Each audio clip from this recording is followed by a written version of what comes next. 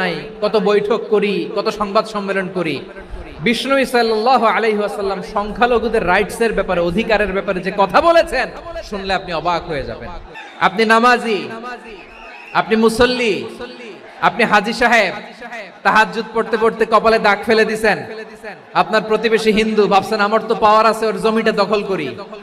খবরদার, বিশ্বনবী বলেন কোন সংখ্যালঘুর উপর যদি কেউ আক্রমণ করে, তার প্রাপ্য তাকে না দিয়ে যদি তাকে ঠকায়, তার উপর জুলুম করে, তার সম্পদ যদি কেড়ে নেয়, আমি নবী, তুমি মুসলিম হইতে পারো, মুসল্লি হইতে পারো, তার পক্ষে, তোমার বিপক্ষে আল্লাহর দরবারে বাদী হয়ে দাঁড়াবো। এখানেই শেষ নয়, বিশ্বনবী বলেন মান কাতালা মুআহাদান, বুখারীর বর্ণনা, মান কাতালা মুআহাদান লাম ইয়ারাহ রাইহাতাল জান্নাহ।